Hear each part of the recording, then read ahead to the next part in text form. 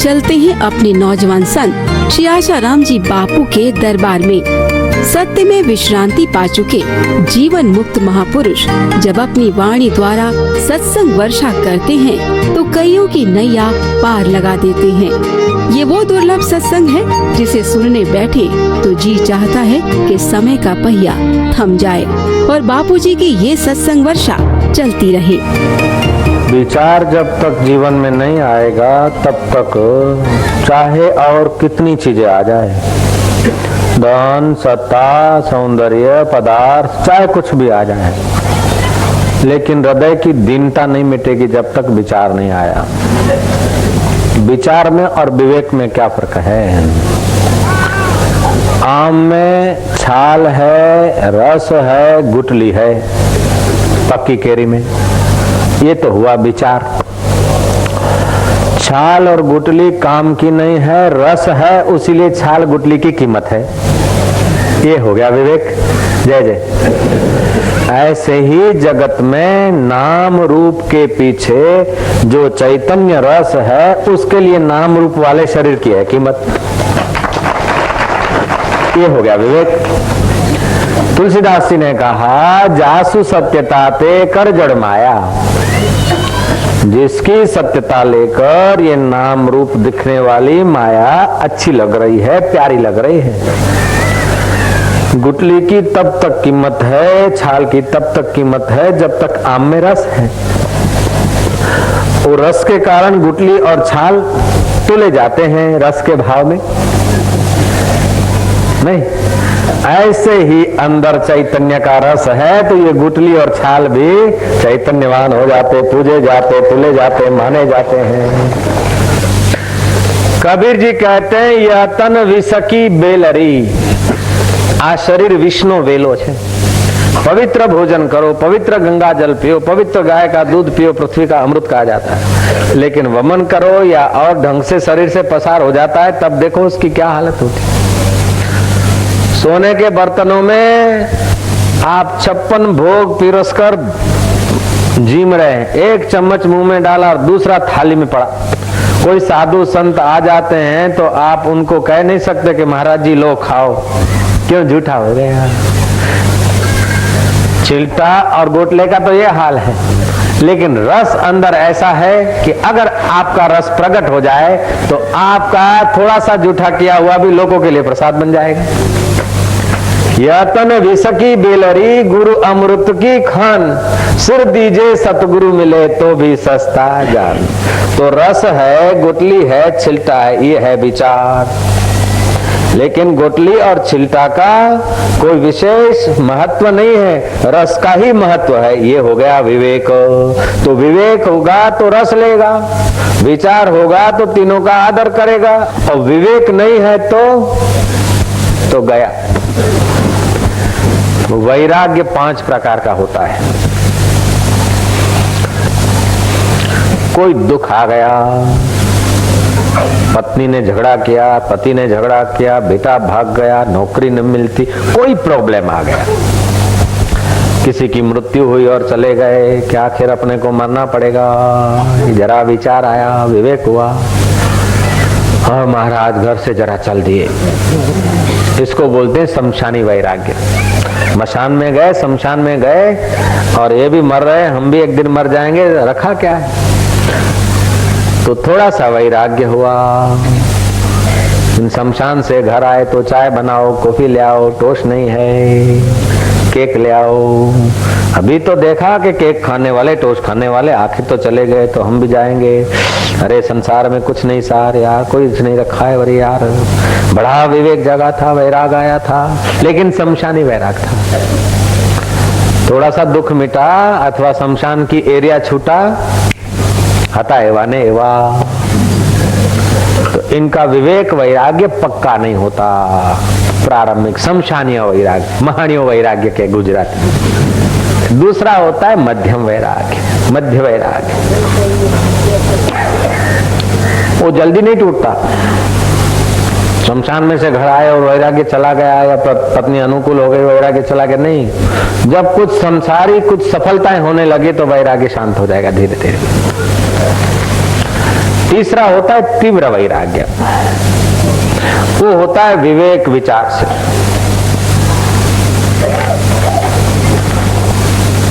आखिर कर करके भी क्या, पा लिया फिर क्या, देख लिया फिर क्या, खा लिया फिर क्या, रख लिया फिर क्या, आखिर क्या?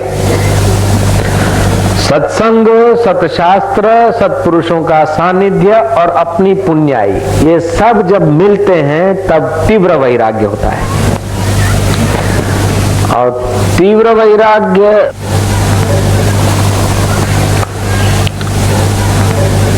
धीरे धीरे ऐसी योग्यता ले आता है कि इंद्रिय संयम होने लगता है, और वह तीव्र वैराग्य चित्त में आत्मज्ञान की, ईश्वर प्राप्ति की जिज्ञासा पैदा करता है। जो आदमी ज्ञान के सिवा शोक, मोह, क्रोध मिटाना चाहते हैं, हालांकि मिटा तो नहीं सकेंगे, लेकिन फिर भी उनको धन्यवाद है कि मिटाने के रास्ते पर है, नहीं तो कभी न कभी वो ज्ञान के रास्ते पे चलेंगे, आत्मज्ञान के रास्ते पे। जड़ मूल से काम, क्रोध, लोभ, मोह, विषाद तब तक दूर नहीं होंगे जब तक आत्मज्ञान नहीं होगा। तो महाराज तीव्र वैराग्य जब बना रहेगा तो इंद्रिय संयम की योग्यता आ जाएगी, और फिर चौथे प्रकार का वैराग्य हो जाएगा मजबूत। और वही वैराग्य जब आत्मज्ञान में परिणित हो जाएगा, आत्मविश्रांति मिलेगी, तो उसको पर वैराग्य कहते हैं। और पर वैराग्य आ गया, फिर संसार में रहे, राज्य करे, युद्ध करे। पर वैराग्य ये नहीं कि कुछ छोड़ने को देगा, कुछ छोड़ना भी नहीं होता, पकड़ना भी नहीं होता। पर वैराग्य में जो जो जैसा भी है सब स्वीकार है। पर वैराग्य में मद भक्ति लभते पराम, पराभक्ति, उससे पूर्ण संतोष होता है। नूतन ज्ञानी को साक्षात्कार हो जाए ना, फिर भी बराबर है कि नहीं, तो अंदर में थोड़ा संदेह रहता है, तो पूरा संतोष नहीं होता। जब बराबर जीवन मुक्ति का विलक्षण आनंद में खूंटा गड़ गया तो उसको पराभक्ति प्राप्त होती है। मद भक्ति लभते पराम। फिर वो खाता है, पीता है, हंसता है, लेता है, देता है, सब कुछ करता है, लेकिन अंदर से उसके चित्त में कर्ता भाव नहीं रहता, भोक्ता भाव नहीं रहता, और उसका चित्त जीवन मुक्ति के विलक्षण आनंद से तृप्त रहता है। तो ऐसे जो पराभक्ति को पाए हुए जीवन मुक्त लोग होते हैं, महापुरुष, ऐसे पुरुषों के संग में आते हैं हम लोग, तब सत्संगति जमती है। उसके पहले तो कथा वार्ता हम लोग सुनते हैं। सत्य में विश्रांति पाए हुए जीवन मुक्त महापुरुष के चरणों में हम पहुंचते हैं, तब हमको सत्संग का स्वाद लगता है। तो जब तक माना हुआ मैं का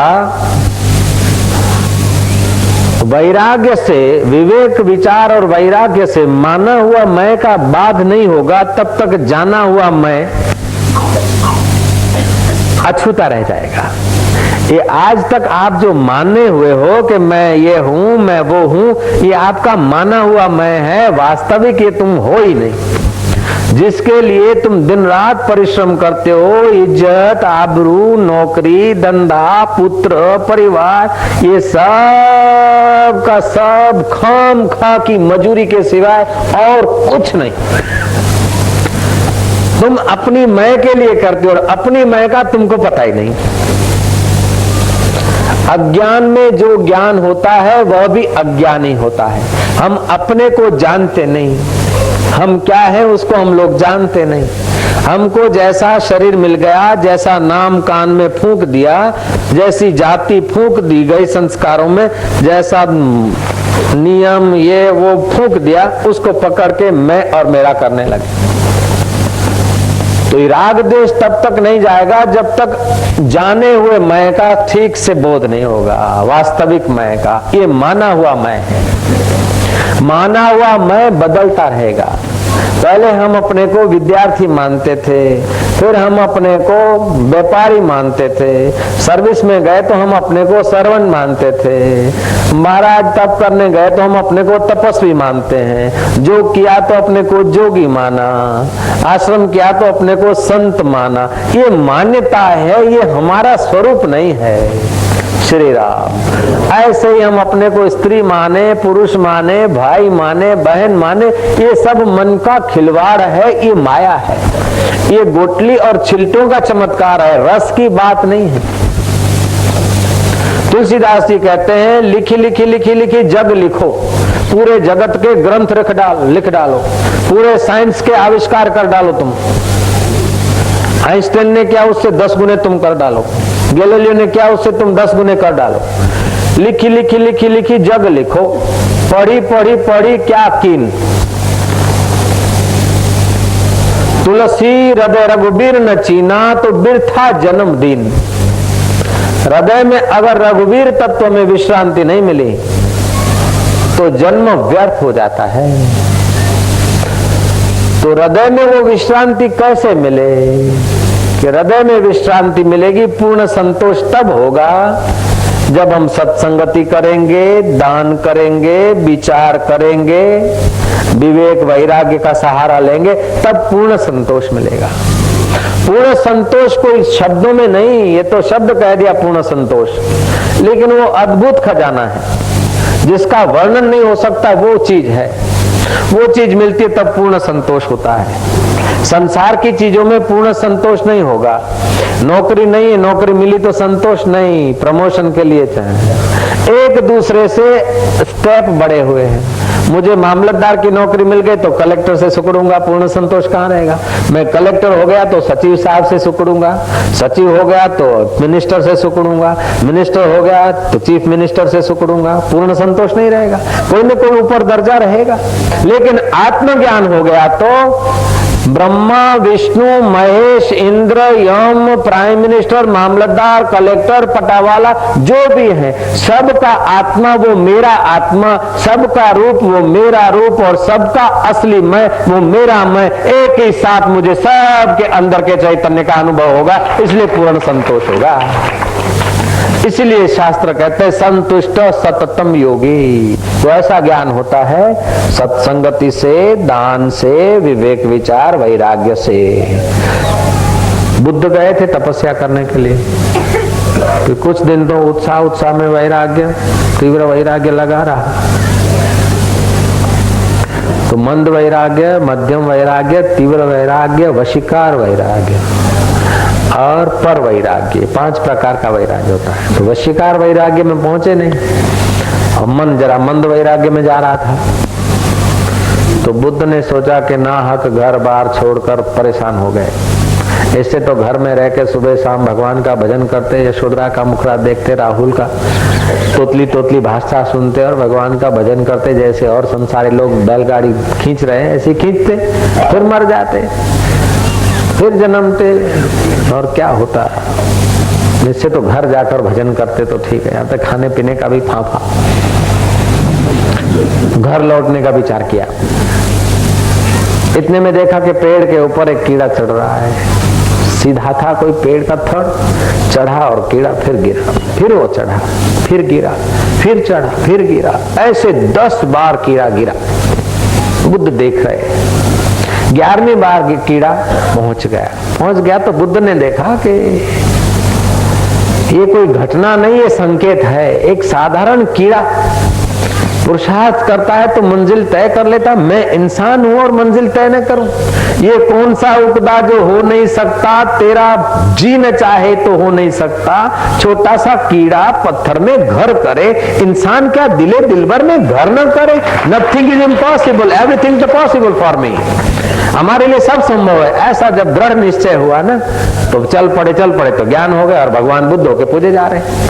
और जरा सा नकारात्मक विचार को सपोर्ट देते, वो उस घटना का फिर कोई दूसरा उपाय, दूसरा रास्ता ले लेते, अथवा वो घटना नहीं देखते संकेत, और वापस घर आते तो और कई राजे राजकुमार जैसे पैदा होके मर मिट गए और जन्मते रहते और मरते रहते, ऐसे हो जाते।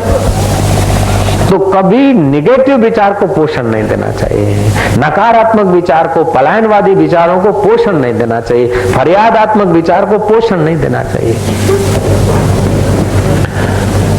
तो विवेक और विचार, तो विवेक क्या है कि आत्मा अविनाशी है और जगत नाशवान है, आत्मा नित्य है और शरीर अनित्य है, जीवात्मा और परमात्मा का नित्य संबंध है और संसारी का अनित्य संबंध है। तो अनित्य संबंध को अपने ढंग से चलाया जाता है और नित्य संबंध के लिए अपने ढंग का समय रखा जाता है।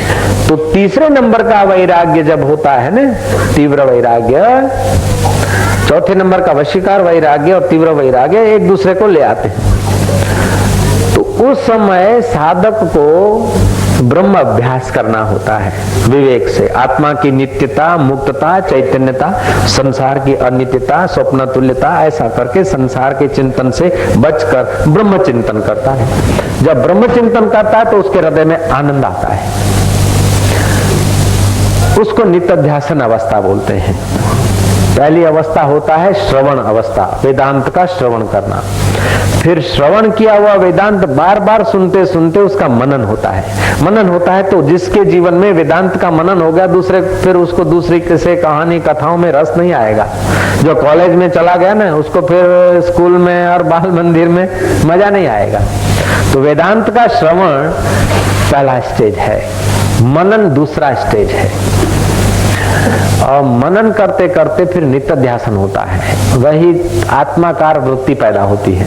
जब आत्माकार वृत्ति पैदा होने लगती तो आनंद, आनंद, ऐसा अद्भुत आनंद कि उस समय तो कोई तुमको कह दे कि चलो तुमको राज तिलक करते कि जा तुम 6 महीने चुप कर, उस समय आपको राज्य भी फीका लगेगा। कोई संसार का प्रलोभन, प्रमोशन आपके चित्त पर असर नहीं कर सकेगा। जिस वक्त नित्याध्यासन के सुख में हो गए, इंद्र का सुख भी तुम्हारे आगे तुच्छ हो जाएगा। ऐसी तीसरी अवस्था जाती है नित्याध्यासन। लेकिन जितनी देर नित्याध्यासन करेगा उतनी देर आनंद आएगा, उतनी देर संतोष रहेगा। नित्याध्यासन छूट गया तो फिर संसार की असर होने लगेगी। ये है तीसरी भूमिका। जैसे डाला को जितनी देर हमने थाम रखा है उतनी देर थमा है, और छोड़ दिया तो गिर पड़ा। बलि को हमने ऊपर, एक बलि है समझ लो, कोई बांस है, बलि है तो थाम रखा है तो उतनी देर थमी है, छोड़ दिया तो सिर पे आ गए। ऐसे जितनी देर व्यवहार को दूर रख दिया और ब्रह्माकार वृत्ति के फोर्स से ऊंचे उठे उतनी देर, और छोड़ दिया तो फिर व्यवहार का बोझा, मेरे तेरे का बोझा आ जाता। जब चौथी भूमिका होती है साक्षात्कार की, पूर्ण संतोष में प्रवेश करने की, तो समझ लो उस बल्ली को तुमने गाड़ लिया और उसको मूल पड़ गए और वो पनप गई है, वो वृक्ष बन गया। अब वृक्ष का आम का डाला को तुमने यूं पकड़ा है, नीचे उतारा। अब आपने जो कुछ लेना है, पत्ते, टहनियां या फल आपने ले लिया, फिर आपके हाथ से छटक गई अथवा आपने छोड़ दिया तो कहां जाएगा? पहुंच जाएगा। ऐसे ही जब पूर्ण संतोष होता है तो आपको व्यवहार में वृत्ति ले आनी पड़ती है। बातचीत किया, सत्संग किया, मिले झूले, हंसने वालों के साथ हंसे, रोने वालों के लिए रोए, युद्ध वालों के लिए युद्ध कर लिया। लेकिन जब वो व्यवहार को छोड़ दिया तो वृत्ति फिर, जैसे हरे आम के डाल की टहनी के डाल को ले आए नीचे, जितनी देर उसको थामे हुए उतनी देर नीचे है, छोड़ दिया तो पहुंच गए। ऐसे ही पूर्ण संतोष जिनको होता है वो जितनी देर व्यवहार में आए मेरे तेरे में उतनी देर है, जब वो छोड़ दिया व्यवहार को तो तुरंत उनकी वृत्ति अपने स्वरूप में है। शंकर सहज स्वरूप संभारा, लागी समाधि अखंड अपारा। पार्वती जी ने राम जी की परीक्षा हेतु रवाने हुए और फिर राम जी के आगे सीता जी बन गए। शिव जी ने पूछा कि क्या किया, परीक्षा तो नहीं लिया? बोले नहीं। तो शिव जी ने ध्यान करके देखा तो ये तो झूठ बोलती मेरे आगे। तो शिव जी को उपरामता हो गई बातचीत से। तो चलो संसार है वो जो कि बहिरा नहीं जाते ले झूठू बुठू बोले के जवाब दो के हेड़ो। तो शंकर सहज स्वरूप संभारा, लागी समाधि अखंड अपारा। सहज में अपने स्वरूप का याद किया तो समाधि, अखंड समाधि लग गई। और हम लोग यूं करते तो नहीं लगती। तो वहां उनकी परिपक्व अवस्था है, तो उनके जो बलि है वो नींव अंदर आ गई और वृक्ष हो गया और पकड़ के लानी पड़ती है वृत्ति को बाहर, और हम लोगों को वृत्ति को बनानी पड़ती है। तो बनाते बनाते बन जाती है, रंग लागत लागत लागत है। तो जब पर वैराग्य की, पराभक्ति की प्राप्ति होती है, आत्मज्ञान में पूरी स्थिति होती है, तब संतोष होता है। उसके पहले संतोष नहीं होता है। कुछ न कुछ खटका रहता है, कुछ न कुछ पाने को रहता है, कुछ न कुछ छोड़ने को रहता है। तीव्र वैराग्य में भी छोड़ने को रहता है, मंद वैराग्य में भी छोड़ने को रहता है। लेकिन परावैराग्य जब प्राप्त होता है तो न छोड़ना है न पकड़ना है। परावैराग्य में क्या कि शरीर, इंद्रियां, मन, बुद्धि और सारा संसार ये छाल और गुठली दिखता है, और रस को पा लिया है। रस को पा लिया तो परम तृप्ति हो गई, परम संतोष हो गए, और फिर छोड़ना भी क्या और पकड़ना भी क्या। पायो कहे सो बावरा, खोया कहे सो कूर, पाया खोया कुछ नहीं, नित एक रस भरपूर। उस एक रस भरपूर में विश्रांति मिल जाती है। ऐसी जिसको विश्रांति मिल जाती है उसको तुम बुद्ध कह दो, कबीर कह दो, कृष्ण कह दो, राम कह दो, शिव कह दो, जो भी कह दो, नाम तुम्हारे हैं, लेकिन वो नाम रूप से पार तत्व में विराजते हैं, जीवन मुक्त।